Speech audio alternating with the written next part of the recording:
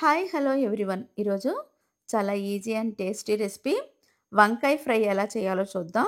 దీనికి కావాల్సిన పదార్థాలు వంకాయలు, నూనె, ఉల్లిపాయ, పచ్చిమిర్చి, తాలింపు గింజలు, ఉప్పు, పసుపు, కారం. ఇప్పుడు ముందుగా ఉల్లిపాయని, పచ్చిమిర్చిని వీడియోలో చూపించే విధంగా కట్ చేసుకోవాలి. ఇప్పుడు కట్ చేసుకున్న ఉల్లిపాయని, పచ్చిమిర్చిని ఒక ప్లేట్‌లో తీసుకుందాం. అదేవిధంగా వంకాయలను కూడా అంత పెద్దగా కాకుండా, అంత చిన్నగా కాకుండా వీడియోలో చూపించే విధంగా కట్ చేసుకుంటే కర్రీ చాలా టేస్ట్‌గా ఉంటుంది.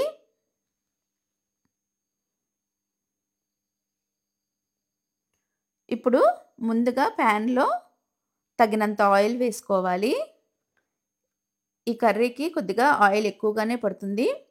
ఆయిల్ తక్కువగా తీసుకునేవాళ్ళు తగినంత ఆయిల్ వేసుకోవచ్చు.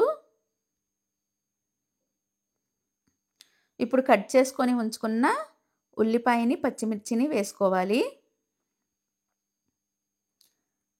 అదేవిధంగా తాలింపు గింజలు కూడా వేసుకోవాలి. ఈ ఉల్లిపాయి, పచ్చిమిర్చి, తాలింపు గింజలు 1 నిమిషం వరకు వేగనివ్వాలి.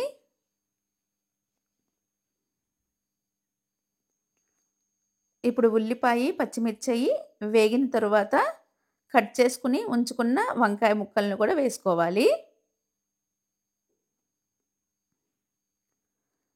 ఇది చాలా సింపుల్ రెసిపీ. చాలా క్విక్‌గా కూడా అయిపోతుంది. అదేవిధంగా తగినంత ఉప్పు, తగినంత పసుపు కూడా వేసుకోవాలి.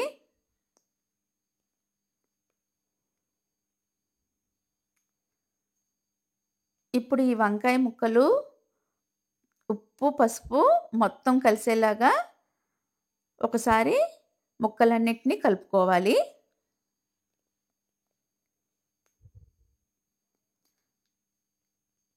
ఇప్పుడు ఒక 2 నిమిషాల వరకు మంటని లో ఫ్లేమ్‌లో ఉంచి మూత పెట్టి మగ్గనివ్వాలి. ఈ కర్రీ మొత్తం కూడా మంటని లో ఫ్లేమ్‌లోనే ఉంచుకొని చేసుకోవాలి.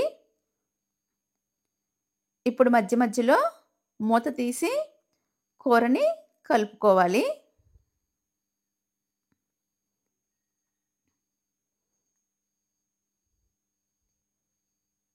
ఈ కర్రీ చాలా టేస్ట్‌గా ఉంటుంది. చాలా క్విక్‌గా కూడా అయిపోతుంది. ఇప్పుడు ఒకసారి ఉప్పు సరిపోయిందో లేదో ఒకసారి మళ్ళీ మూత తీసి చెక్ చేసుకొని సరిపోకపోతే తగినంత సాల్ట్‌ని కూడా యాడ్ చేసుకోవచ్చు.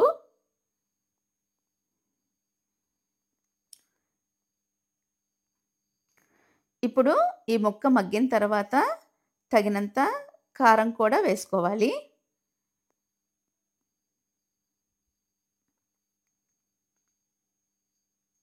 చివరగా కారం వేసిన తర్వాత పచ్చివాసన పోయేంత వరకు ఒక 2 మినిట్స్ వరకు మంటని లో ఫ్లేమ్‌లో ఉంచి మగ్గనివ్వాలి.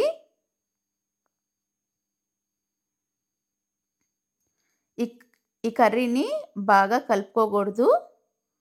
గుజ్జు గుజ్జు అయిపోతది. ఇప్పుడు ఈ ఫ్రై మగ్గిపోయిందండి. అంతే.